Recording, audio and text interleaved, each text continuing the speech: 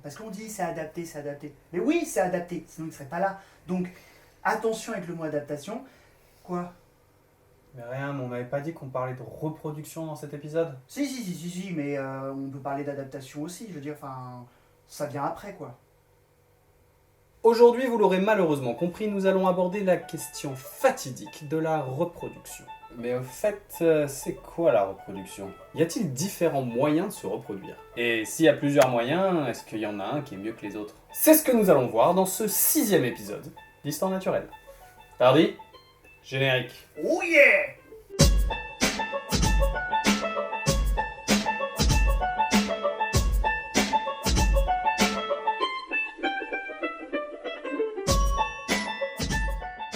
Ce qu'il faut d'abord bien comprendre quand on parle de reproduction, c'est tout d'abord que c'est un phénomène qui touche absolument tous les organismes vivants. Comme pour la question sur l'origine de la vie, pour plus de simplicité, nous n'aborderons pas les virus dans cet épisode. D'ailleurs, on devrait peut-être en parler des virus, tu crois qu'on pourrait faire un épisode dessus? Ouais, mais il vaut mieux en faire 3-4 de 2 heures chaque. Le phénomène de la reproduction est en effet lié à un autre phénomène lui aussi commun à tous les êtres vivants, la mort. Et oui, tous les organismes vivants sont condamnés un jour ou l'autre à mourir. Vous, moi, Tardy, tout le monde. Et la mort étant à plus ou moins long terme un phénomène complètement inévitable, c'est un peu problématique quand le but initial, c'est de survivre. Et la mort a une fâcheuse tendance à tout bousiller chez les organismes vivants. Membranes, tissus, organites, mais surtout leur bien le plus précieux, leur patrimoine génétique. Le patrimoine génétique, c'est un peu comme le code source de chaque organisme vivant. C'est l'information de base à partir de laquelle nous sommes tous construits et qui nous permet d'interagir physiquement et chimiquement avec le reste de l'environnement. Le problème, c'est que ce code a une réalité physique, un enchaînement bien particulier qui est irrémédiablement détruit par la dure réalité de notre monde temporello-physico-chimique, la mort. Les organismes vivants ont donc développé des mécanismes qui leur permettent de contourner ce phénomène et de perpétuer leur patrimoine génétique dans le temps. Fabriquer d'autres individus vivants avant de mourir qui porteront tout ou une partie de leur patrimoine génétique. Et ce sont l'ensemble de ces mécanismes qu'on appelle la reproduction. Et voilà comment on contourne la mort. Brrrah! Dans ta tronche, la mort! Alors dans cet épisode, nous allons aborder quelques notions de génétique. Mais rassurez-vous, pas trop non plus. D'abord parce que tout le monde en conviendra, c'est chiant. Quoi? Ok, d'accord, je vais reformuler. C'est vaste, c'est complexe, c'est long et on risque de s'y perdre un peu. Ouais, là ça me va. Là, tu vois, là ça donne un côté mystérieux, un côté Indiana Jones de la biologie. Bref, nous ne parlerons ici que des concepts de base de la reproduction. Et d'ailleurs, nous avons divisé la thématique en 2 épisodes. Le premier sur la reproduction, et le deuxième, on vous laissera découvrir. Mais je vous rassure, nous parlerons de géologie entre-temps. Ne fuyez pas, amoureux de la Terre. Mais du coup, la génétique, on en parle quand, là? Pas tout de suite, Stardy, on n'a pas encore assez d'abonnés pour aborder les trucs compliqués. Fondamentalement, les organismes vivants disposent de 2 moyens de reproduction. La reproduction sexuée et la reproduction asexuée. Et on va commencer par la reproduction asexuée. Le principe est assez simple. En fait, un organisme va tout simplement créer un clone génétique de lui-même, par divers procédés qu'on ne va pas non plus trop détailler ici. Par exemple, dans le cadre d'une bactérie, elle va tout simplement dupliquer son matériel génétique, puis se scinder en 2. Ce mode de reproduction est appelé scissiparité, qui vient du latin scindo, qui veut dire scinder, et paritas, qui veut dire parité. Chez les eucaryotes, qui peuvent être unis ou pluricellulaires, on a aussi cette duplication du génome au moment de la multiplication cellulaire. Ce phénomène correspond au partage équitable des organites et du matériel génétique de la cellule mère en 2 cellules filles qui seront alors parfaitement identiques. Et pour bien comprendre comment ça marche, Tardy va, je pense avec joie, nous faire une parenthèse biologie. Le cycle cellulaire correspond à la vie d'une cellule, depuis sa formation par division de la cellule mère jusqu'à sa propre division en 2 cellules filles. On peut découper ce cycle en 2 grandes phases. L'interphase, qui correspond à 90% du cycle cellulaire, et la mitose. C'est pendant l'interphase que la cellule va croître en synthétisant des protéines, produire de nouveaux organites comme les mitochondries, et qu'il va y avoir copie du matériel génétique. Une fois cette étape passée, nous arrivons à la mitose qui se décompose en 5 phases. Prophase, prométaphase, métaphase, anaphase et télophase. À la fin, les deux cellules se séparent et nous obtenons bien deux cellules filles identiques. Sachez que c'est en 1882 que pour la première fois le biologiste allemand Walter Flemming a observé le comportement des chromosomes pendant la mitose chez des embryons de salamandres. Ce mode de reproduction est particulièrement utilisé par les unicellulaires, parce qu'il faut admettre que c'est quand même vachement pratique quand on n'est composé que d'une seule cellule, et bien de tout simplement se dupliquer. Mais chez les pluricellulaires, il faut distinguer la multiplication cellulaire qui agit de cette manière au sein des individus et la reproduction des individus eux-mêmes. Et là, c'est différent. Grâce à ce système de reproduction asexuée, quand le milieu est favorable, les individus peuvent se multiplier à très grande vitesse, puisque chaque individu va en créer deux autres, qui vont à leur tour en créer deux autres, qui vont à leur tour en créer deux autres, etc. etc. Certaines espèces d'unicellulaires peuvent se diviser en 20 minutes seulement. Ce qui veut dire que si elle ne rencontre jamais d'obstacle, une cellule unique peut par division successive engendrer une colonie dont la masse dépasserait celle de la Terre en seulement 2 jours. Et c'est pour ça qu'on parle de multiplication ou de propagation dans certains cas. La reproduction asexuée ou multiplication ou encore propagation est majoritairement utilisée par les unicellulaires, mais certains pluricellulaires associés à d'autres modes de reproduction l'utilisent également. Parmi les pluricellulaires utilisant ce mécanisme, on retrouve notamment les bryozoaires, mais également des annélides et des planaires. C'est comme ça que les biologistes appellent les vers, parce que ça fait plus complexe, genre tout. Mais c'est plus complexe. Mais oui, c'est ça, c'est plus complexe. En tout cas, c'est plus complexe que les cailloux. Certains vers ont par exemple la caractéristique de pouvoir recréer deux individus indépendants lorsqu'ils sont coupés en deux. Bref, les esprits les plus affûtés d'entre vous auront noté que j'ai utilisé les termes associés à d'autres modes de reproduction et auront donc subodoré qu'il y en a d'autres. Et ils ont raison. Mais plus simplement, on s'aperçoit bien que nous, les humains, on ne se reproduit pas par clonage. Du moins pas encore. En effet, si au sein de notre organisme, nos cellules se divisent bien par mitose, ce n'est pas le cas de notre individu en entier. Non, comme d'autres organismes, les humains utilisent un autre système de reproduction, la reproduction sexuée. Alors, qu'est-ce que la reproduction sexuée ? C'est tout simplement la mise en commun de deux patrimoines génétiques des individus parents pour former un troisième individu qui aura un patrimoine génétique issu du mélange des deux premiers, et ce sera l'individu enfant. Ok, c'était bien. Mais tu refais plus ça. Alors normalement, à ce moment-là, vous avez deux questions qui vous viennent à l'esprit. Mais si vous les avez pas, c'est pas grave. La première, c'est, mais attends, si on prend le patrimoine génétique de deux individus et qu'on le met dans un seul individu, eh ben on aura un individu avec 2 fois plus de patrimoine génétique. Est-ce que ça va pas poser un petit problème ? Et vous avez parfaitement raison. En effet, si on met en commun le patrimoine génétique de deux individus dans un seul, eh bien au fur et à mesure des générations, il y aura de plus en plus de patrimoine génétique. Et ça, ce serait parfaitement ingérable. C'est la raison pour laquelle la majorité des espèces utilisant la reproduction sexuelle ont en fait des cellules bien particulières qui ne portent que la moitié du patrimoine génétique. Et ces cellules, ce sont les gamètes. Et pour bien comprendre le phénomène, Tardy va avec entrain, joie et félicité nous faire une deuxième parenthèse biologie.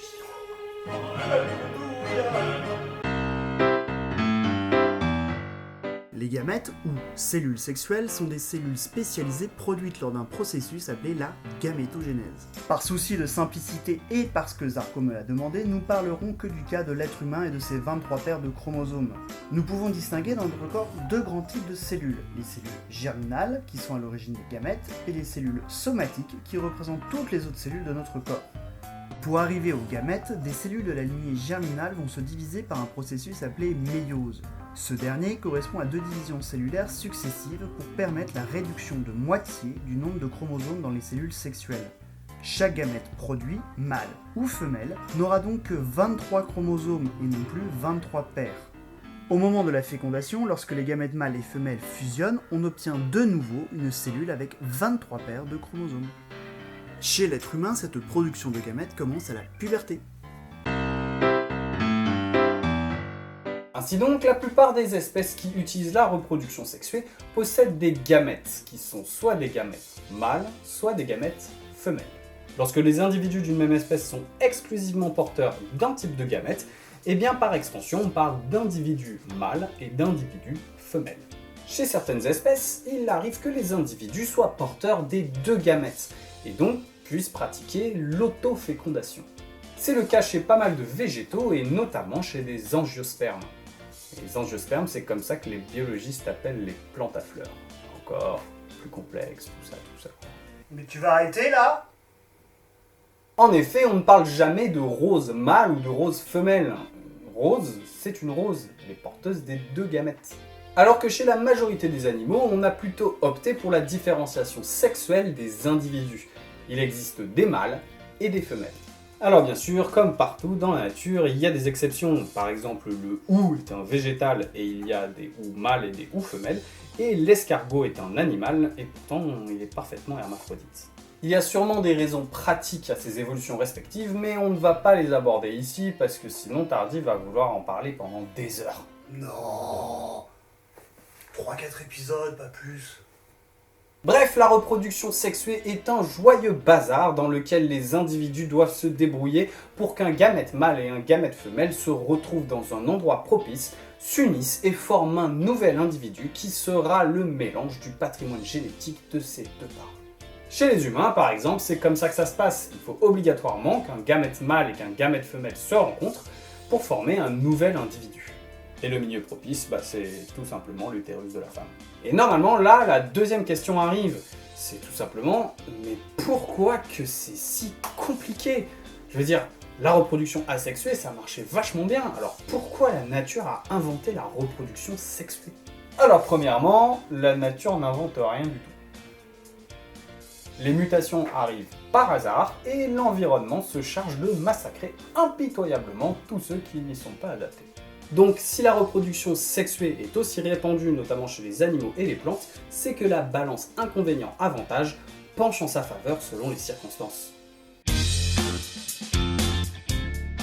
Alors, lequel de la reproduction sexuée ou de la reproduction asexuée est le meilleur moyen de reproduction ? Eh bien, il est temps de comparer les avantages et les inconvénients. Avant toute chose, vous devez savoir que dans les années 70, des chercheurs étaient arrivés à la conclusion que dans un environnement avec peu de perturbations, c'est la reproduction asexuée qui avait plus d'avantages que la reproduction sexuée. Mais pourquoi ? Eh bien parce que la multiplication des unicellulaires, ça va vite. Très vite. Et aller très vite, ça permet non seulement d'avoir un très grand nombre de descendants en peu de temps, mais également d'occuper l'espace plus vite et donc de pouvoir utiliser les ressources. Le deuxième avantage, c'est tout simplement que ça permet la pérennité du patrimoine génétique, puisque vos descendants, ce sont des clones de vous-même. Mais le clonage, ça présente aussi deux problèmes de taille. Le premier problème, c'est que si jamais une mutation malheureuse survient tout d'un coup, eh bien c'est toute la descendance qui en portera les conséquences. Le deuxième problème, c'est que si jamais l'environnement change brutalement et devient hostile, si les individus ne sont pas adaptés à ces modifications, tous en subiront les conséquences, puisqu'ils partagent tous le même patrimoine génétique. Heureusement pour eux, c'est la vitesse de propagation qui va venir compenser l'inconvénient génétique. L'enchaînement des générations se fait tellement vite qu'il augmente la probabilité qu'une mutation survienne, et si c'est une mutation bénéfique, alors ça permettra une préservation d'une petite partie de l'espèce. Mais du coup, si la reproduction sexuée est si avantageuse, comment ça se fait que la reproduction sexuée se soit développée à tel point qu'elle soit devenue la norme chez la majorité des animaux et des végétaux? Eh bien parce que sur le long terme et dans un environnement perturbé, la reproduction sexuée apporte un avantage de taille, le brassage génétique. Alors, qu'est-ce que le brassage génétique et comment ça marche ?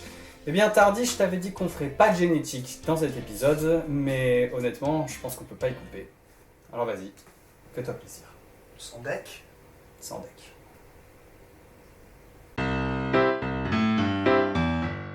Le brassage génétique est un processus biologique qui garantit la diversité génétique entre individus au sein d'une même population.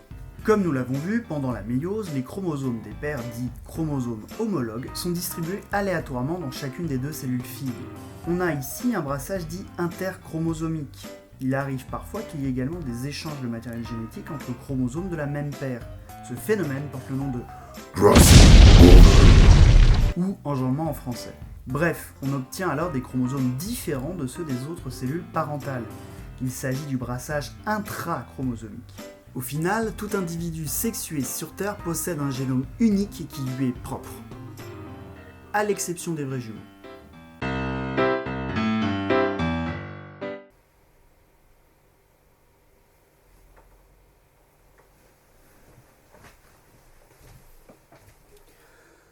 Les vrais jumeaux sont ce qu'on appelle des jumeaux homozygotes. Ils partagent le même patrimoine génétique. Cette particularité vient du fait que lors de la division cellulaire, à un stade très précoce de l'œuf fécondé, la séparation se fait de manière complète. Au lieu de former un seul embryon cellulaire composé de cellules liées entre elles, il s'en formera donc deux bien distincts, mais qui continueront leur développement parfaitement normalement. En effet,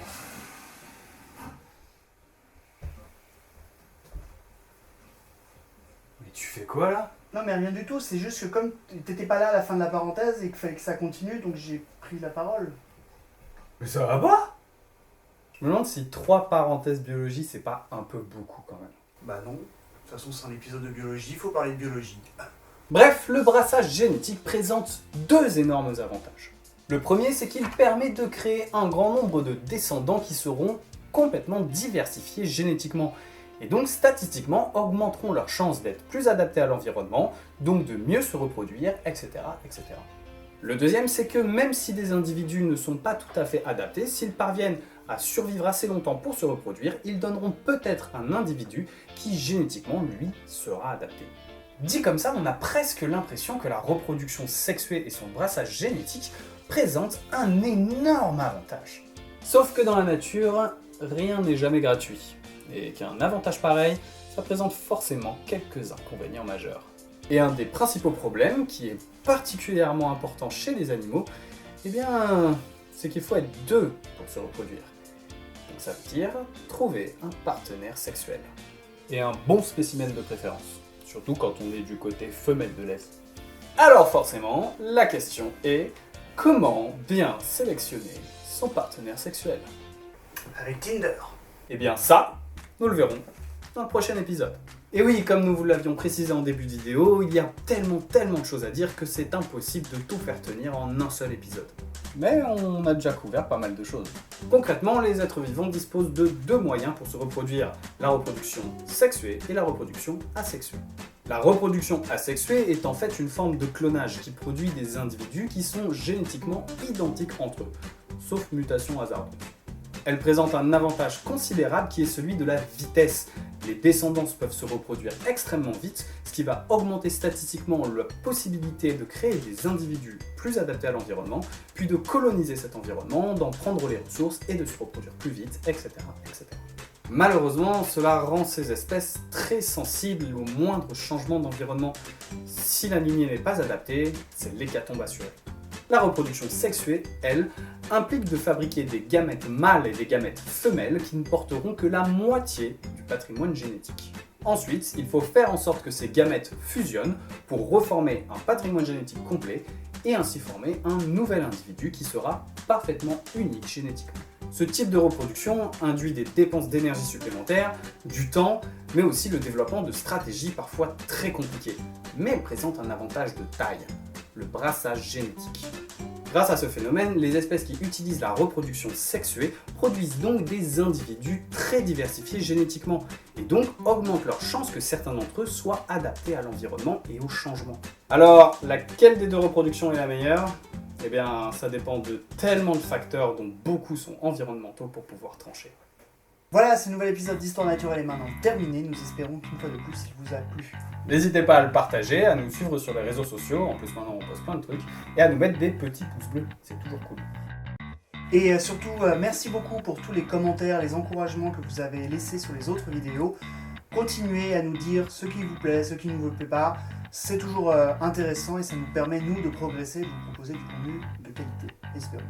Voilà, et quant à nous, on se retrouve On l'espère assez prochainement pour un nouvel épisode d'Histoire naturelle. Et cette fois-ci, on va reparler de géologie, puisqu'on va parler De de météo. climat. De météo. Non, de climat. C'est pareil, c'est de la météo. Non, c'est pas pareil. Là, je